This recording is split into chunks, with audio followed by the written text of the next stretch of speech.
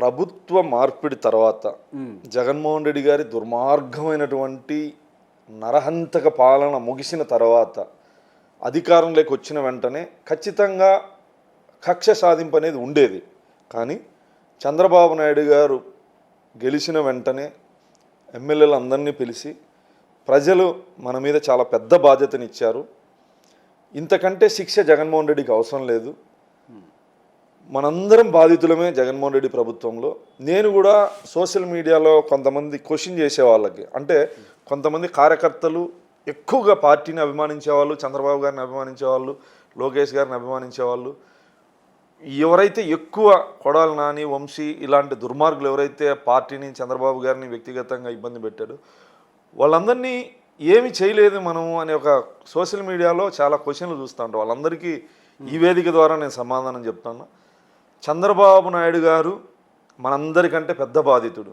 53 రోజులు 54 రోజులు జైల్లో ఒక సామాన్య ఖైదీ కంటే దారుణంగా హింసించి అవమానపరిచిన, మనందరికంటే ఆవేదన ఆయనకి ఎక్కువ ఉన్న, మనందరినీ ఇబ్బందులు పెడుతున్న క్రమంలో నిద్రలేని రాత్రులు గడిపి కార్యకర్తల్ని పోలీస్ స్టేషన్లకి తీసుకెళ్ళిన, సిఐడి ఆఫీస్కి తీసుకెళ్ళిన, ఆ రాత్రులంతా మేలుకొని నాయకులంతా సమన్వయం చేసి లీగల్గా అందరినీ పంపించి ఆ నాయకుడు బయటకు వచ్చేంత వరకు మిడ్ నైట్ ఎంత టైం అయినా సరే వాట్సాప్ గ్రూపుల ద్వారా సమాచారం తెలుపుకొని ఆయన చేసేటువంటి సహాయం చేసేటువంటి వ్యక్తి, వ్యక్తిగతంగా ప్రపంచ స్థాయి గుర్తింపు గౌరవం ఉన్నటువంటి వ్యక్తిని అప్రదిష్ట పాలు చేసి జైల్లో వేసి ఇబ్బంది పెట్టినా ప్రజలకు జవాబుదారితనంతో ఉండాలి. ప్రజల్ని మనం జగన్మోహన్ రెడ్డిలా ఉండకూడదు, కక్ష సాధింపు చర్యలు వద్దు అని చెప్పి హితువు పలుకుతానే ఎమ్మెల్యేలు అందరూ కూడా చాలా మొత్తం 80% బాధితులే, ఎమ్మెల్యేలు 80% బాధితులే. వీళ్ళందరూ కూడా చంద్రబాబు నాయుడు గారి మాటకు విలువిచ్చి ప్రజాస్వామ్యంలో ఇది తప్పు అని చెప్పేసి దీంతో ఒక మాట చెప్పారు చంద్రబాబు నాయుడు గారు. ఎవరైతే చట్ట వ్యతిరేకంగా చట్టాన్ని చేతుల్లోకి తీసుకొని తప్పు చేసినారో వాళ్ళని చట్టపరంగా చట్టం చూసుకుంటుంది. మీరు ఎక్కడ దాడులు చేయడానికి కానీ హత్యలకి సహకరించేది కానీ ఇలాంటివి చెయ్యొద్దని అని చెప్పేసి చాలా కఠినంగా చంద్రబాబు నాయుడు గారు చెప్పడం జరిగింది. ఖచ్చితంగా తప్పు చేసిన వాళ్ళని చట్టపరంగా శిక్షిస్తాడనడంలో ఎటువంటి ఆలోచన లేదు. కార్యకర్తలు, నాయకులు ఆవేశాలు ఉన్నాయి, బాధలు ఉన్నాయి, అవమానాలు ఇవన్నీ ఎదుర్కొన్నాం. కొంచెం సమన్వయంతో ఉండాల్సినటువంటి బాధ్యత మీ మీద ఉందని చెప్పి చంద్రబాబు గారు చెప్పడం జరిగింది. జగన్మోహన్ రెడ్డి గారు చేస్తున్నటువంటి ఆరోపణలు ఎట్లాంటివంటే, గతంలో చంద్రబాబు నాయుడు గారు ముఖ్యమంత్రి ఉన్నప్పుడు 35-36 మంది ఖమ్మ సీఏలకి డిఎస్పీలను చేసినాడని చెప్పేసి అదే ఢిల్లీ వేదికగా అబద్ధాలు చెప్పడం. అదే దాడులు జరిగాయంటారా లేదంటారా? దాడులు జరగలేదు. గంజాయి మత్తులో వైఎస్ఆర్ కాంగ్రెస్ పార్టీ నుంచి 10 రోజుల ముందు తెలుగుదేశం పార్టీలోకి వచ్చిన రషీద్ అనే వ్యక్తి, అతని సన్నిహితులు పాత కక్షల కారణంగా వాళ్ళు చంపుకుంటే ఇది ప్రభుత్వ హత్య ఎట్లయితుంది, రాజకీయ పార్టీకి ఏమి సంబంధం, 35 మంది 36 మంది హత్యలు చేశారు ఈ ప్రభుత్వం వచ్చిన తర్వాత అని చెప్పి జగన్మోహన్ రెడ్డి చెప్తాను.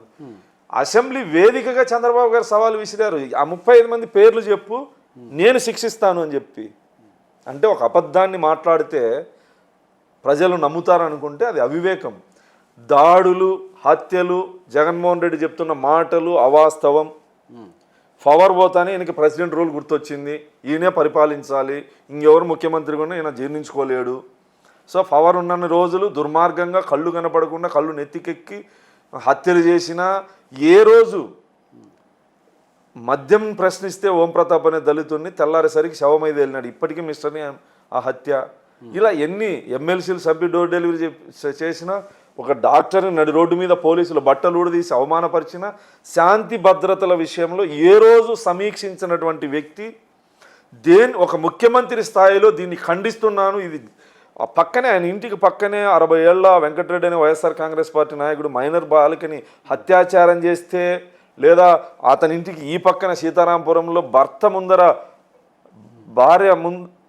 ముందు భార్యని అత్యాచారం చేస్తే నోరు మెదపనటువంటి వ్యక్తి, రేపల్లెలో నిండు గర్భిణిని భర్త ముందు పిల్లల ముందు అత్యాచారం చేస్తే మాట్లాడని వ్యక్తిని, అమర్నాథ్ గౌడ్ అని రేపల్లెలో అక్కని హింసిస్తానని చెప్పేసి అవమానపరుస్తున్నారు, వేధిస్తున్నారని చెప్పి ప్రశ్నిస్తే అమర్నాథ్ గౌడ్ అనే వ్యక్తిని పెట్రోల్ పోసి తగలబెడితే మాట్లాడనటువంటి వ్యక్తి, దాదాపు 300 మంది బీసీలని హత్య చేసినటువంటి ప్రభుత్వం గత వైసీపీ ప్రభుత్వం. చంద్రయ్య అని మాచర్లలో ఒక బీసీ వ్యక్తిని నడి రోడ్డు మీద ప్రజలు చూస్తుండగా, అతని కుటుంబం చూస్తుండగా గొంతు మీద కత్తి పెట్టి జై జగన్ను వదిలేస్తామని చెప్తే తెలుగుదేశం పార్టీ కార్యకర్త గొంతు మీద ప్రజలందరూ చూస్తుండగా నేను అనను అంటే గొంతు కోసినటువంటి దుర్మార్గమైనటువంటి ప్రభుత్వం. 300 మంది బీసీలని 192 మంది ఎస్సీలని హత్య చేసినటువంటి దుర్మార్గమైనటువంటి ప్రభుత్వం. పలమనేరులో ఒక ముస్లిం అమ్మాయి స్కూల్లో క్లాస్ ఫస్ట్ వస్తుంది, 2వ స్థానంలో వైసీపీ లీడర్ కూతురు వస్తుందని చెప్పేసి ఆ అమ్మాయిని బెదిరిస్తే ఆ అమ్మాయి ఆత్మహత్య చేసుకుంది లెటర్ రాసి. ఇలాంటి దుర్మార్గాలు ఎన్ని జరిగినా మాట్లాడనటువంటి వ్యక్తి 40 రోజుల్లో అధికారం కోల్పోతానే మతిభ్రమించి ఏదో చంద్రబాబు నాయుడు గారి మీద మంచి పేరు వస్తూ ఉంది, సూపర్ 6 ఏవైతే హామీలు ఇచ్చాడో అవన్నీ ఒకటొకటి, అన్నా క్యాంటీన్లు కావచ్చు, పెన్షన్ పెంపు కావచ్చు, మెగా డిఎస్సి కావచ్చు, ఇలాంటివన్నీ ప్రజలకి సౌకర్యవంతమైన పరిపాలన అందిస్తూ ఉన్నాడు, అభివృద్ధికి అడుగులు వేస్తున్నాడు, ఏ రకంగా అప్రదిష్ట పాలు చేయాలని చెప్పేసి ఢిల్లీలో ధర్నా చేసినటువంటి జగన్మోహన్ రెడ్డి దేనికి ఆ ధర్నా? ఏం జరిగింది ఇక్కడ? రషీద్ అని నువ్వు 35-36 మందిని హత్య జరిగిందని చెప్తాను, మళ్ళీ 35 మంది దగ్గరికి నువ్వు ఎందుకు పోలే? ఎందుకు రషీద్ దగ్గరికి పోయినావు? నువ్వు ముఖ్యమంత్రిగా ఉన్నప్పుడు ఇన్ని దుర్మార్గాలు జరిగితే నోరు మెదపలే. నీ నియోజకవర్గంలో డాక్టర్ అచ్చన్న అని దళిత డాక్టర్ని మిగతా ఎంప్లాయీస్ కడప జిల్లాలో కిడ్నాప్ చేసి చంపేసి కుటుంబానికి సమాచారం ఇవ్వకుండా హత్య బాడీని తీసుకెళ్ళి పోస్ట్మార్టం చేసి మాంసం ముద్దలు నా కుటుంబానికి ఇవ్వడం జరిగింది. ఇదే పులివెందల్లో ఇంకొక దళితుడిని నడి రోడ్డు మీద గొంతుకొచ్చి చంపిన సింహాద్రిపురం మండలంలో ఎప్పుడు నువ్వు మాట్లాడలేదే? బీసీలని హత్య చేసినా మాట్లాడలే, దళితుల్ని హత్య చేసినా మాట్లాడలే. ప్రత్యక్షంగా వైసీపీ ఎమ్మెల్యేలు భాగస్వామ్యమైన కావలిలో కరుణాకరని దళితుడు కావడానికి ప్రత్యక్షంగా అప్పటి ఎమ్మెల్యే రాంప్రతాప్ రెడ్డి కారణం. ఇంకొక అబ్బాయి దళిత అబ్బాయి ఆ ఇంటి ముందు ఆత్మహత్య ప్రయత్నం చేశాడు, ఆ కుటుంబాలను ఆదుకుంది తెలుగుదేశం పార్టీ. అతనికి మెరుగైన వైద్యం చెన్నైలో ఇప్పించి ఆ దళితుడిని ఈరోజు ప్రాణాలతో ఉన్నాడంటే హర్ష అనే వ్యక్తి తెలుగుదేశం పార్టీ ఆ కుటుంబాన్ని ఏదైతే కరుణాకర్ అనే వ్యక్తి దళిత వ్యక్తి ఆత్మహత్య చేసుకున్నాడో 2 చెరువుల చేపలు పెంపకం లీజుకు తీసుకొని కరుణాకర్ అనే ఒక దళిత యువకుడు చేపలు బాగా వృద్ధి చెందిన తర్వాత దాదాపు ఒక 1 కోటి రూపాయల ఆస్తి అది 2 చెరువులో కలిసి. ఇతను పెట్టుబడికి ఒక 30-40 లక్షలు అప్పు చేసినాడు. అప్పు చేసిన వాళ్ళతో ప్రెజర్ చేయించి చేపలు పట్టుకోకుండా చేస్తే తల్లి కొడుకు ఆ ఎమ్మెల్యే దగ్గరికి పోతే తల్లిని కాలుతోదని అక్కడ ఉన్నటువంటి ఒక 2 లీడర్లు వైసీపీ లీడర్లు చేపలు పట్టుకోవద్దని హోకం జారీ చేస్తే అప్పులు కట్టుకోలేక ఆత్మహత్య చేసుకొని నా మరణానికి కారణం వీళ్ళు అని లెటర్ రాసి చనిపోతే కనీసం ఆ ఎమ్మెల్యేని మందలించినావా? అంటే ఇప్పుడు దళిత మహిళల మీద అత్యాచారాలు ఎక్కువ జరుగుతున్నాయి అంటున్నారు, వాళ్ళ మహిళల మీదనే. అంటే ఈ గత 4-5 రోజుల నుంచి ఇది తెలుగుదేశం ప్రభుత్వం అధికారంలోకి వచ్చిన తర్వాత శాంతి భద్రతల విషయంలో కఠినంగా వ్యవహరిస్తూ ఉన్నారు ముఖ్యమంత్రి గారు. నాయకులకి హితబోధ చేయడంతో పాటు ఐపీఎస్ అధికారులను కానీ జిల్లా ఎస్పీలను కానీ డీజీలను కానీ మీటింగ్ పెట్టుకొని ఎక్కడ ఒక చిన్న సంఘటన జరగకూడదు, చిన్న సంఘటన జరిగినా ముఖ్యమంత్రి స్థాయిలో ఆయనే స్పందించి ఆయనే మాట్లాడుతున్నారు. ఇంకెక్కడ లాండ్ ఆర్డర్ ప్రాబ్లం వస్తుంది? జగన్మోహన్ రెడ్డికి అధికారం పోయింది, అధికారం పోతానే పార్టీని కాపాడుకోవాలి. మీరు గమనించండి, 20 కిలోమీటర్లు జర్నీ చేస్తే పైన హెలికాప్టర్లు వచ్చే వ్యక్తి, పైన హెలికాప్టర్లో జర్నీ చేస్తే కింద ట్రాఫిక్ ఆపల్లా, పరదాలు కట్టల్లా, చెట్లు నరికేయల్లా, ఏం జరిగినా రాడు. లాండ్ ఆర్డర్ కాదు కదా, రాష్ట్రం అధోగతి పాలవుతున్నా ఆ తాడేపల్లి కొంపల నుంచి ఏ రోజు బయటికి రాని వ్యక్తి ఈరోజు నరసరావుపేటకు రషీద్ అనే వ్యక్తి గంజాయి మత్తులు రౌడీ షీటర్లు చంపుకుంటే ఆటికి పోతున్నాడు, ఢిల్లీకి పోతున్నాడు, ప్రెస్ మీట్లు పెడుతున్నాడు. గత 5 సంవత్సరాల్లో మీడియా ముందుకు వచ్చిన దానికన్నా ఈ 40 రోజుల్లో మీడియా ముందుకు వచ్చింది. నేను ఒక్కటే సూటిగా ప్రశ్నిస్తా ఉన్నా, మా ప్రభుత్వంలో దాడులు జరుగుతాయని అంటా ఉన్నావు, హత్యలు జరిగినాయని చెప్తా ఉన్నావు. అసెంబ్లీకి వచ్చి నిలది అసెంబ్లీకి వచ్చి 11 మంది ఎమ్మెల్యేలు ఉన్నారు కదా, వచ్చి మీరు చెప్తున్నది తప్పు, మీ ప్రభుత్వంతో ఫలానా మేము ఏదైతే 300 మంది హత్య జరిగిందో బీసీలది, 192 మంది ఎస్సీల హత్యలు జరిగినాయో విత్ ఆధారాలతో సహా ఫోటోలతో సహా మేము చూపించడానికి సిద్ధంగా ఉన్నాం. నీ 35-36 మంది ఈ ప్రభుత్వంలో జరిగినాయని చెప్తాను కదా, వాళ్ళ ఫోటోలు తీసుకురా, వాళ్ళ ఆధారాలు తీసుకురా. రాజకీయ కారణంగా వాళ్ళు నిజంగా హత్యకు గావించబడి ఉంటే చంద్రబాబు నాయుడు గారు చర్యలు తీసుకోవడానికి సిద్ధంగా ఉన్నాడు. అసెంబ్లీ వేదికగా సవాల్ విసిరినాడు నీకు, మరి ఎందుకు రావడంలే? నీకు అసెంబ్లీలో వచ్చి వాస్తవాలు ఉంటే నువ్వు చెప్పేటువంటి ధైర్యం నువ్వు ఎందుకు చేయడం లేదు? నువ్వు ఎందుకు ప్రెస్ మీట్ పెడతావు? నువ్వు అసెంబ్లీ వేదికగా సమాధానం చెప్పు. నిన్ను ప్రశ్నిస్తే లేదా మా ప్రభుత్వంలో ఏదైనా జరిగితే నువ్వు అక్కడ వచ్చి అడగాల్సింది 5 రోజుల్లో. ఎందుకు పారిపోయినావు? రాజుగారు, మీరు మీ ముఖ్యమంత్రిని ఇప్పుడు మళ్ళీ మీ నియోజకవర్గానికి వస్తున్నారు కదా, మీరు మళ్ళీ కలవడానికి వెళ్తున్నారు, అపాయింట్మెంట్ తీసుకున్నారా? నేను ఇంతవరకు చంద్రబాబు గారు ముఖ్యమంత్రి అయిన తర్వాత గెలిచిన తర్వాత 5-6 సార్లు గెలిచిన, ఎప్పుడు నేను అపాయింట్మెంట్ తీసుకోలే. లోకేష్ గారిని గెలిచిన, ఎప్పుడూ అపాయింట్మెంట్ తీసుకోలే. జగన్మోహన్ రెడ్డి గారిని కలవాలంటే ఎమ్మెల్యేలు మంత్రులకి అపాయింట్మెంట్ అవసరం ఉండేది. మంత్రులు ఎమ్మెల్యేలు కలిసేవాళ్ళు కాదు. కానీ ఇక్కడ చంద్రబాబు గారు కానీ నారా లోకేష్ గారు కానీ ఎమ్మెల్యేలకు కార్యకర్తలు ట్వీట్ చేసినా లేదా కార్యకర్తలు మెసేజ్ చేసినా రెస్పాండ్ అయ్యే నాయకుడు నారా లోకేష్ గారు. ఇప్పుడు మీ ముందర నేను ఏదైనా మెసేజ్ చేసి ఆన్సర్ చూపించమని చూపిస్తాను. చూపించండి ఒకసారి. మీరు వైసీపీ వాళ్ళని వెళ్ళిపెట్టండి ఆ పక్క, జగన్ని మాట్లాడమండి. ఈ జిల్లాలో ఉన్న ఏ నాయకునైనా సరే నేను నా ముఖ్యమంత్రికి నేను ఫోన్ చేస్తా, లేదా మా యువనేతకు ఫోన్ చేస్తా, మెసేజ్ చేస్తా, ఇమ్మీడియట్లీ రెస్పాండ్ అనేది ఉంటుంది. ఈ 5 సంవత్సరాలు చూసి ఇప్పుడు గెలిచిన తర్వాత కూడా నేను ఏ రోజు అపాయింట్మెంట్ తీసుకోలే. ఏ రోజు నేరుగా వెళ్ళడమే. మా ముఖ్యమంత్రి గారి దగ్గర ప్రజాస్వామ్యం ఉంటుంది. మేము చెప్పినా వినడం, దానికి సమాధానం చెప్పడం, లేదా జరిగే మార్గాలు చెప్పడం.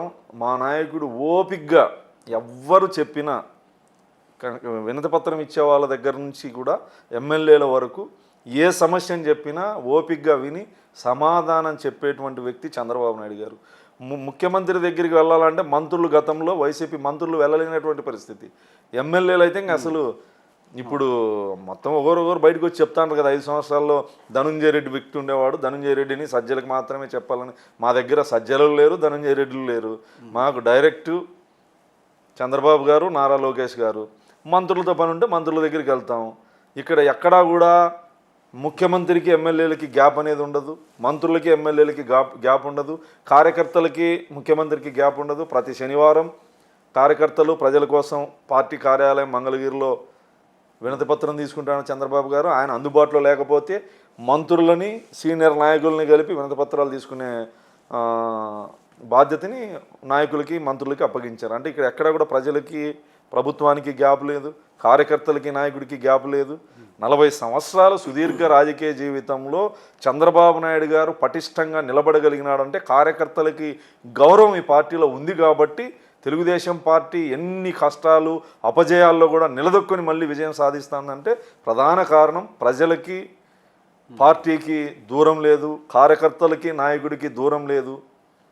గత ముఖ్యమంత్రిని మీరు ఎమ్మెల్యేలని ప్రశ్నించింటే పాపం సమాధానం చెప్పలేరు. కానీ మాకైతే చంద్రబాబు గారికి దృష్టికి ఏ సమస్యను తీసుకెళ్లాలన్నా, మా యువనేత దృష్టికి ఏ సమస్య తీసుకెళ్లాలన్నా మధ్యలో సజ్జలలు ధనుంజయ రెడ్లు లేరు.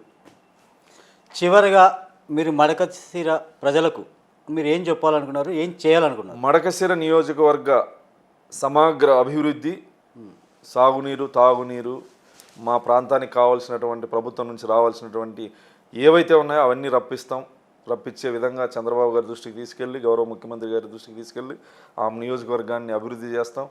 ఎన్నికల మేనిఫెస్టోలో మేము ప్రచారంలో ఒక్క మార్కెట్ యార్డు కానీ, సాగునీరు కానీ, తాగునీరు కానీ, రోడ్లు కానీ ఏవైతే హామీలు ఇచ్చామో ఆ హామీలన్నీ ఖచ్చితంగా నెరవేరుస్తామని చెప్పేసి ధీమా ఉంది. ఎందుకంటే మా ముఖ్యమంత్రి గారు అన్ని నియోజకవర్గాలకు సమానంగా ఫండ్స్ ఇచ్చే విషయం కానీ, లేదా ఎక్కడ ఏది ఎక్కువ అవసరమో వాటి మీద ఎక్కువ దృష్టి పెట్టి ప్రజలకు అభివృద్ధికి కానీ సంక్షేమానికి కానీ సహకరించేటువంటి నేత చంద్రబాబు నాయుడు గారు. కాబట్టి ఖచ్చితంగా మడకశిర నియోజకవర్గాన్ని అభివృద్ధి పథంలోకి తీసుకెళ్తాం. చిట్ట చివరనుంది, కర్ణాటక బార్డర్లో ఉంది, అభివృద్ధికి నోచుకోలేదు, తాగునీటి సమస్య కూడా అధికంగా ఉంది.